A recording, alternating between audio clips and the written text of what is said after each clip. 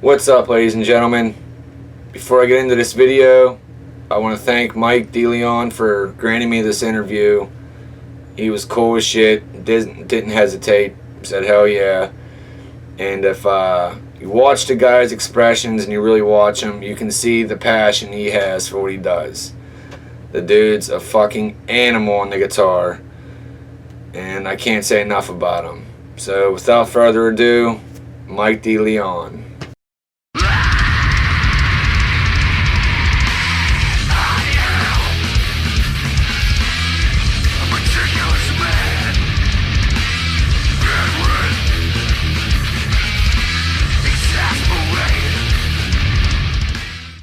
Oh man, totally opposite. I was such a glam metal fan growing up. I was all about, dude, for real. Favorite band was Poison. I was all Really? about it. Like I even told Philip that I was like, dude, it's all about Poison and CC DeVille, and he just laughs at me. He's like, get out of here. He laughs at me about it. But growing up, for me, it was all about Poison. I was a huge Van Halen fan, Eddie Van Halen. Aerosmith, you know, just all those bands, Motley Crue. My dad was taking me to concerts when I was a real young kid, like real young. We were going to all the shows, all the arena shows growing up, so I got to see all those bands back in the heyday, and that's what it was for me. I just saw that, and I wanted to do it. And then just little by little growing, getting more into the heavier side, Slayer, and then Metallica, fucking Cannibal Corpse, Morbid Angel, and just going from there, man. Just getting into the heavier stuff, and that's my background. I've been in the Texas death metal scene for about 15 solid years now, doing my thing, playing the Texas circuit, and just doing the best I can with that, and making a pretty good name for these bands that we've been jamming in, and to be doing the illegals with what Philip is doing, it's right up my alley, man. It's super extreme and super brutal, and that's what I love. And I told him that I was like, man, I'm stoked to be jamming these tunes, man, because we ain't fucking around. We're bringing it in this with this new album, man.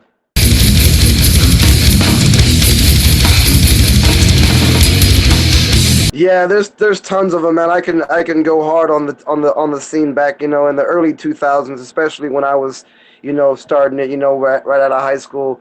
Let's see, there was a band out of Houston, a one-man band, bringing it, named Insidious Decrepancy. It's the name of the group. It's a one-man band.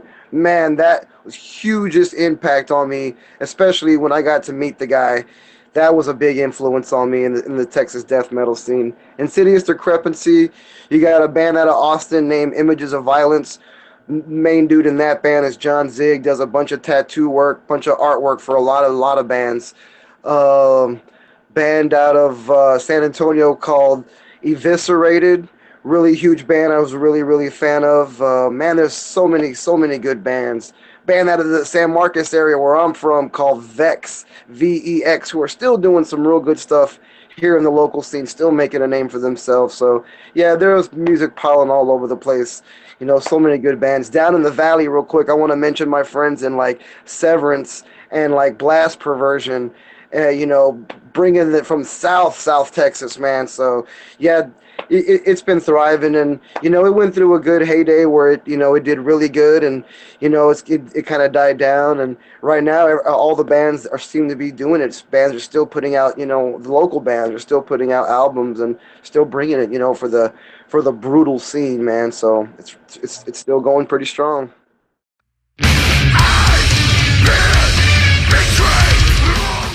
All right, one metal CD. That's probably pretty easy for me.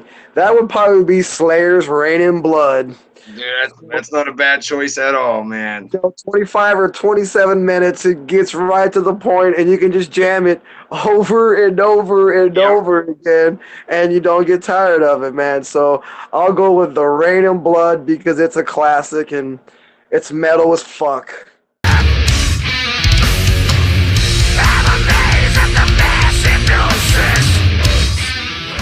Man, I love it down here. Where I stay at is right between. I'm in a little city right between Austin and San Antonio. So fortunately, man, all the metal shows either hit one of the two cities, either Austin and or San Antonio, and sometimes both. And just seeing all the tours, roll through, I try to make it to everything. All the fucking death metal shows and metal shows. I try to make it to as much as I can at least. And it's awesome, man. There's so much good stuff. There's so many good bands, so much talent, and and in the NOLA scene, so many good bands, so much talent, and everybody knows everybody, and everybody helps everybody out, and we're all just trying to make original fucking music, man, and just try to do it the best we all can in our own ways, man. That's what it's about down here, man. It's pretty amazing, man. It's a pretty amazing feeling, and to be a part of it now with the illegals, fuck, super super stoked, man.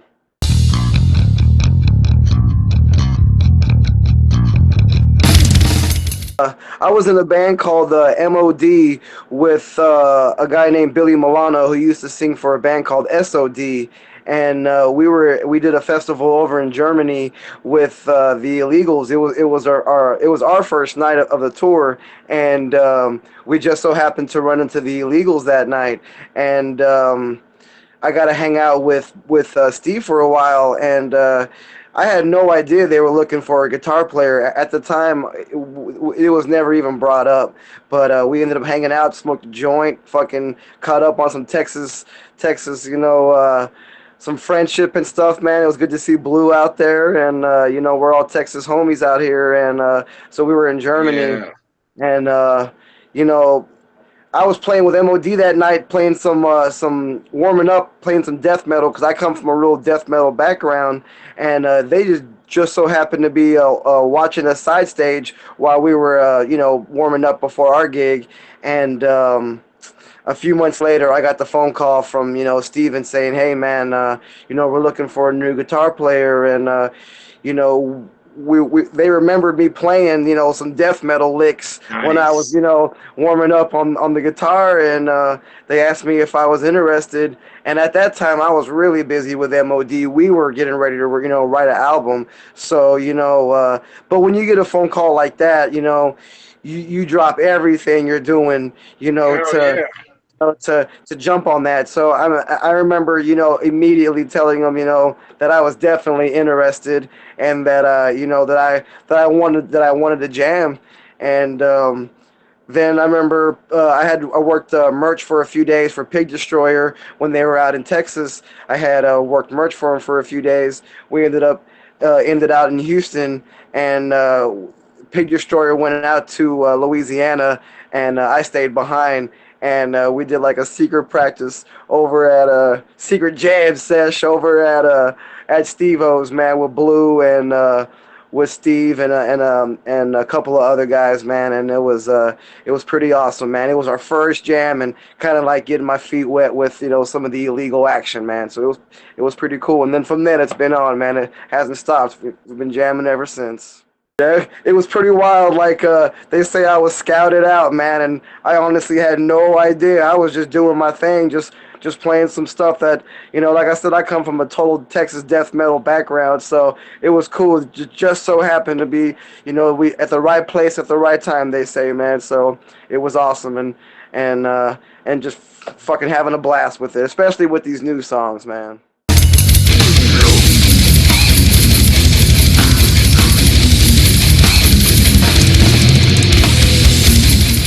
Oh, most definitely. I probably would have been a little bit more of a train wreck had I Yeah, known they dude. were keeping their eyes on me, man. But I mean, it was real cool. Everything went as was, and in May, my band MOD that I was in, we ended up parting ways, and we ended up just going our separate ways. And when that happened, it was kind of a letdown. I was really bummed out at the time. I had put a lot of work into that band, and so I was really bummed out. And then like literally 2 weeks later is when I got the phone call from Philip.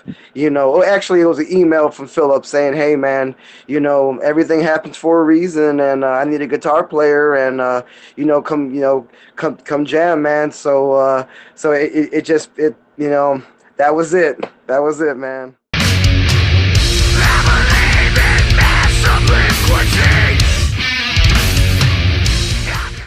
Well, I had practiced with Steven and Blue a few times prior to jamming with Phil and the whole group. So when I jammed with them prior, I was learning all the first album, Walk Through Exits Only. And I remember when that came out, I was always into it. I thought it was real cool. I got to see them perform at the Housecore Horror Fest year one. And I was like watching it from a fan's point of view, thinking, man, it was fucking awesome. I'm really Yeah, it's into it. crazy. So at first I was already learning those songs, kind of coming into it, thinking, we're gonna go right into the first album. He's gonna want me to do that, but it was the totally opposite of that. It was like brand new stuff right away, like just new tunes, like not even working on the first stuff. It was like the first stuff we did later on, but like right away started working on the new tunes day one, man. And I mean, showing me everything, fuck. By the end of that, I was there a day and a half. We left Sunday morning, so Friday afternoon, all day Saturday. I think I learned 6 songs, and I remember Right. my left there. My mind was just a jumble of notes and just blast beats and riffing, man. So it was right to business, man. It was right to business. Learned 6 brand new Illegals tunes right off the bat, and it was on, man. Uh, Phil and Steven were the guys sitting there. Philip was sitting there with me the whole time, and he had his guitar, I had my guitar, and he was showing me the riffs, man. He was showing me the riffs right there, and we were learning them and going over them. They already had written some of these tunes, a year before this, so it was a good refresher for everybody, and he was showing me everything, man. And fuck, these tunes are so wicked, man. Dude, I can't Everyone, wait to hear it, man. everyone's gonna trip, man. Trip out.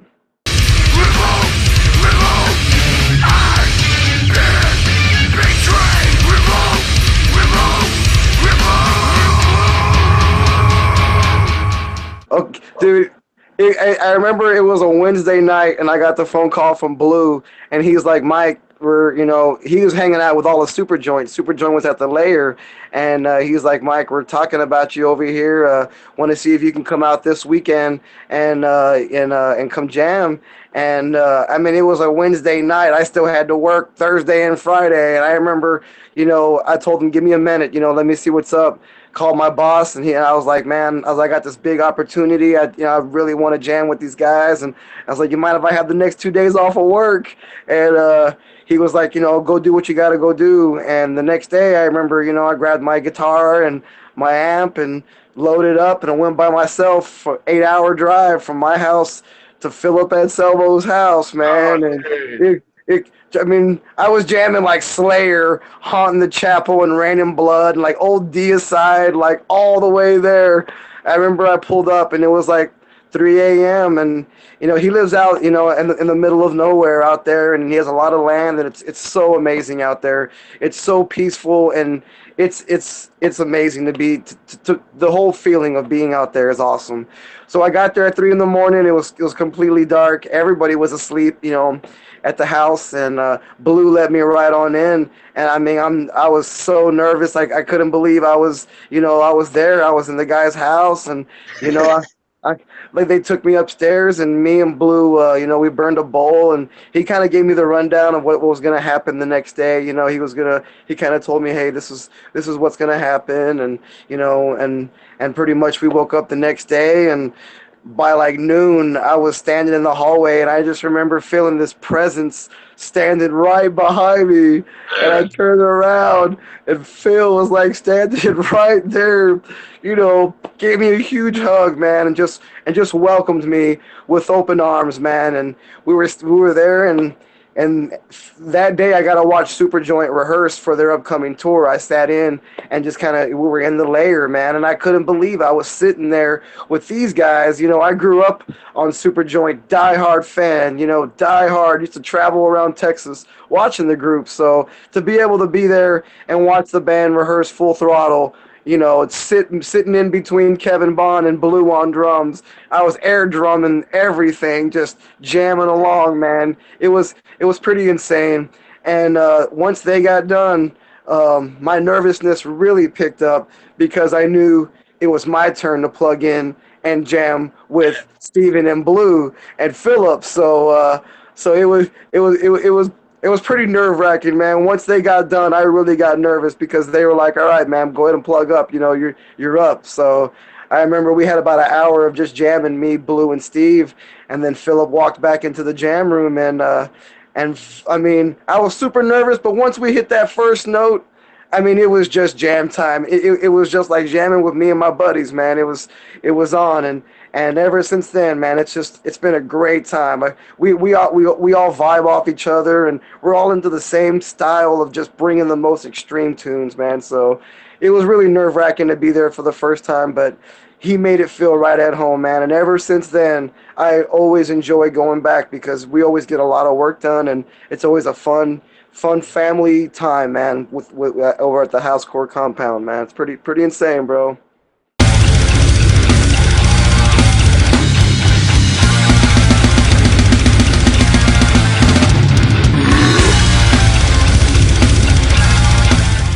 Yes, Kate is an awesome cook.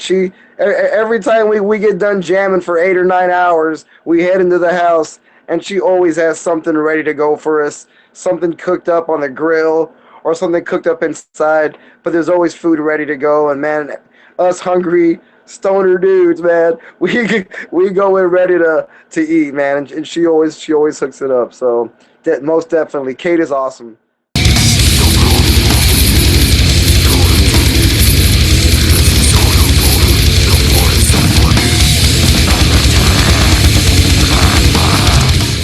Yeah, Kate's the best, man.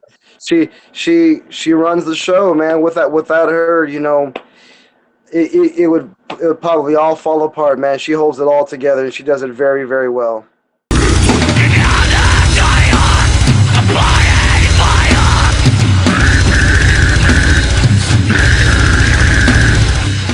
Man, that's one thing that I realized when I came into the housecore family is just everybody is out to help one another, and everybody's got each other's backs, and everybody's cool with everybody. We all support one another. And that's in the local scene in general, but with the housecore family, totally, man. And everybody's cool with everybody. Everybody supports one another, and we all text each other what's going on, how the kids doing, how's the family doing, and dumb shit, just we always have, definitely a lot of support, within the house core family, man. Everybody's out to help one another, and it's all good, man. It's all good.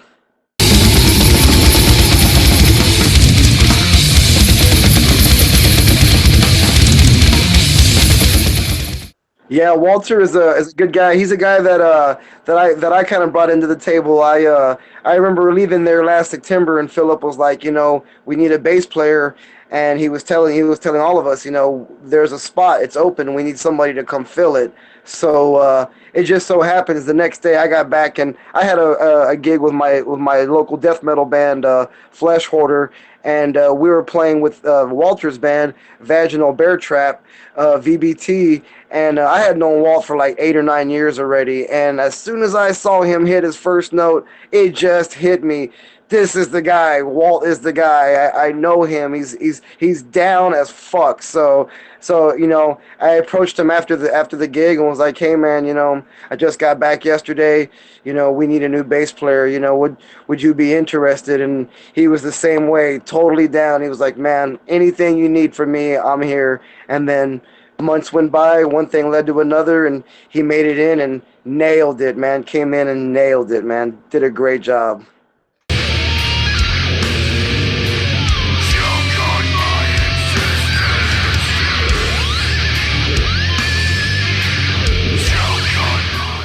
That first album, I really, really dig that album.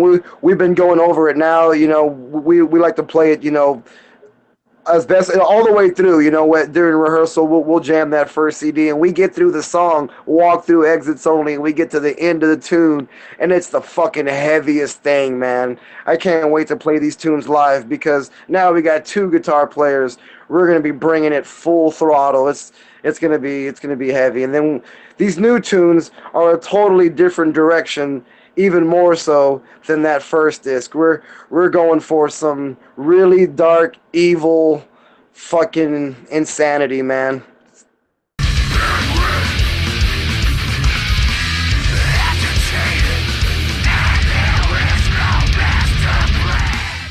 I'm hoping once we get the illegals rolling and we get back on tour, for the illegals, we get back on the road. Hopefully we can get out to Pittsburgh, man, and jam for all you cats out that way who are wanting the metal, man, because we are definitely wanting to bring it to you guys.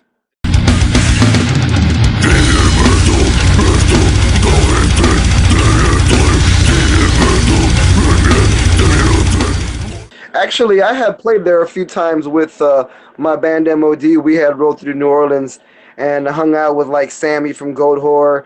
I remember Pat from Down came out that night, and this was before the illegals and stuff. So I had been through the scene and definitely had made some friends from jamming around with all those guys prior to all that. So it was an awesome, move over from Texas to jamming in the NOLA scene, man. Just kind of knowing, some of the heads already out that way. So I wasn't super new, but it was still, it was still pretty new on a lot of aspects also.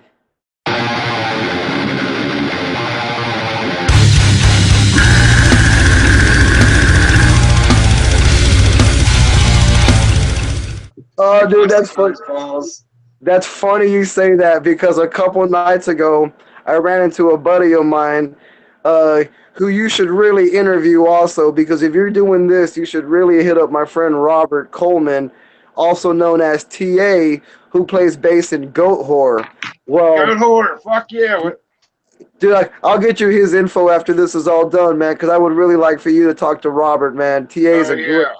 great guy, and he's from the local Texas scene. He's been in quite a few bands, and now he's jamming for Goat Whore. So, well, I ran into him the other night, and we're talking about our new music, new illegals, and he's telling me about new Goat Whore tunes, and I'm telling him, dude, you should hear this riff. I was like, dude, total Celtic Frost, and he was like, well, you should hear this riff we're doing. It's all Venom, and so I mean, it's definitely there, the friendly competition, and it's totally friendly, man. It's all in good fun, and like I said, we're all just trying to bring our own styles to the table and shit, and but it's definitely there. We're always busting each other's balls and messing with each other and just letting each other know, man. Hey, we're putting out some heavy shit.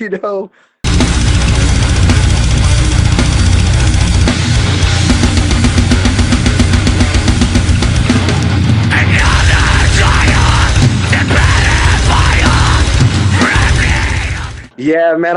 I remember when they first announced it, like a year before it was announced, when they were just talking about it. They were just bringing it up. Hey, Philip's bringing this. He's bringing it to Austin. And I'm like, fuck yeah, that's like 30 minutes from me. Stoked about it.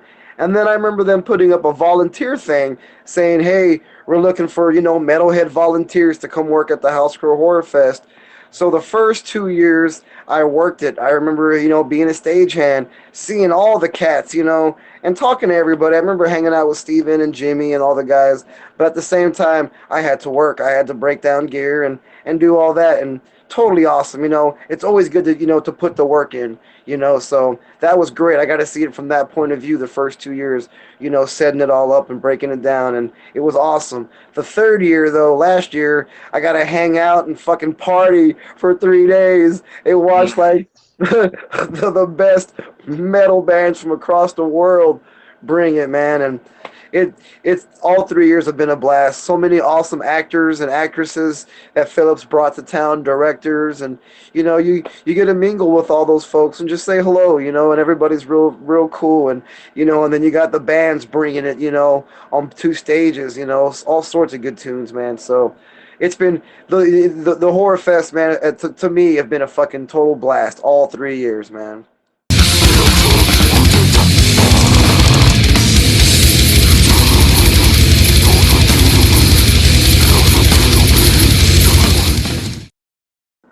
All right, alive or dead? Who would I like to jam with? Man, I would love to do a tune with Dimebag. I fucking was a huge Dimebag fan. It would be so amazing, and I mean, just to be able to sit on a, sit next to the guy and play some guitar would be it for me right there. That would be cool. Another guy for me would be Stevie Ray Vaughan, blues Fucking A. player. Man, that would be really cool to sit back with that cat and and do some stuff. And one more guy I'll say, and that's because Philip just showed me one of these guys' albums because I've been jamming a lot of Queen. But if I could do a tune with Freddie Mercury, that would be another really cool thing to do, man. Because I've been jamming a little bit of Queen lately, and That's I think cool. it'd be really cool to be able to be like, man, write some cool little numbers and have Freddie, put some melody on there. I think that'd be pretty awesome, man. So, Stevie Ray, Dime, and some Mercury, man. I think that'd be pretty awesome.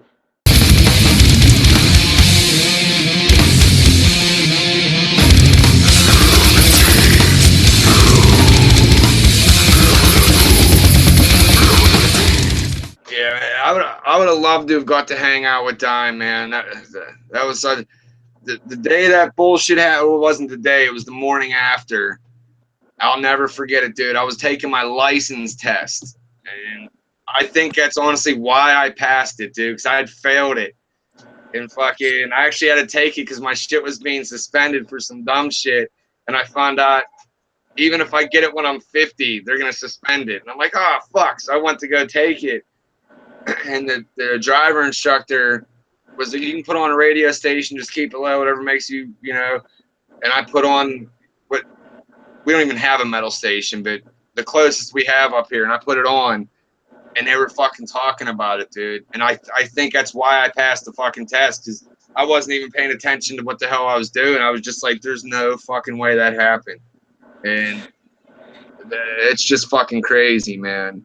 Yeah, I remember where I was at too. It was the same situation. It was the morning after, and I just remember where I was at, and I won't get too much into it, but I'll just say that I was pretty bummed out, man. It's just like everyone else. It was like your best fucking friend was taken away, and you didn't get to say bye, and Yeah, man. it was the most worst feeling, man, and I'll never ever forget the day he actually passed away. Dimebag is actually my job anniversary. So every year when it's December the 8th, I make another year at my job. So I just made 11 years. I'm about to make 12. So on the day every year, it's really bittersweet. I'm doing good at my job, but it's the same day that my one of my guitar heroes was taken away from me, man. So it's always a bittersweet day, bro.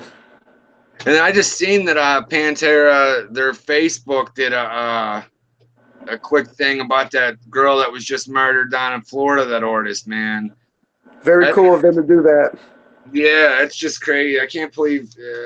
Yeah, like you said, we won't get too much into that. It's just fucking nasty that somebody can go do that to a musician, especially somebody like fucking Dime. I mean, I never got to meet the guy, but everything I've ever seen, I'll bring up talk real quick because I read a story and I just couldn't believe it, man. It was I guess Dime was doing a signing at a Guitar Center or something, and a kid came up to him to get him to autograph something and said that my dad just put a guitar on layaway. I'm getting my first guitar, blah blah blah.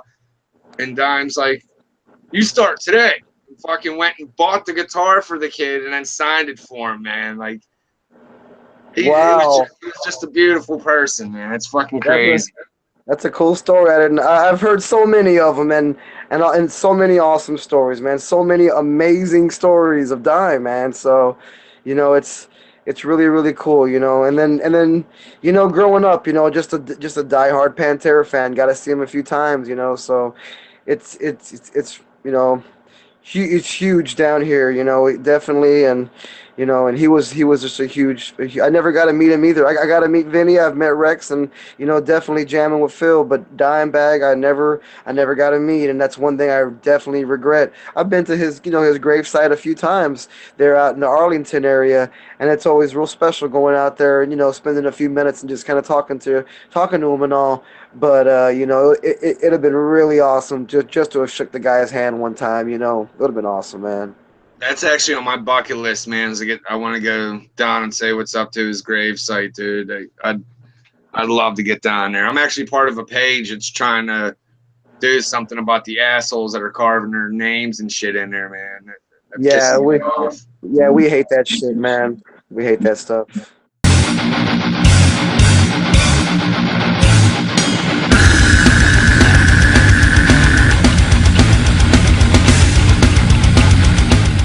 Awesome. I told Philip my favorite Pantera when he asked me, what's your favorite one? I told him my favorite one was Great Southern Trendkill, just because it was just a pissed off started, right out of the bat, and just Fucking A. I love that CD. I love them all, but I just Great Southern Trendkill just had that fucking Texas twang to it, man. That brought it. I really like that album.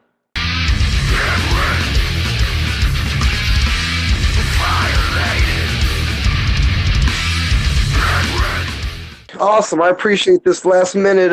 First off, let me say thank you for bringing me on, to do Metal Mondays, man. I've Metal Mondays here in the Austin area is a thing. They always do a Metal Monday kind of show, often. So it's cool to Nice. do, it's cool to do a YouTube segment with you, bro, and I appreciate this. Other things I just want to send a shout out to, just all my bands, Disfigured. Check us out, Flesh Hoarder. Check us out, and definitely be on the lookout for the new Illegals. Hopefully, by year's end it'll be out, and it's gonna be a face ripper of a disc. Check out all the housecore products. All the bands are putting stuff out right now. All the bands are bringing their A game, and just keep it going, man. Keep the metal alive, bro, and hopefully be out to Pittsburgh soon, man. And get to hang out with all you cats out that way, bro.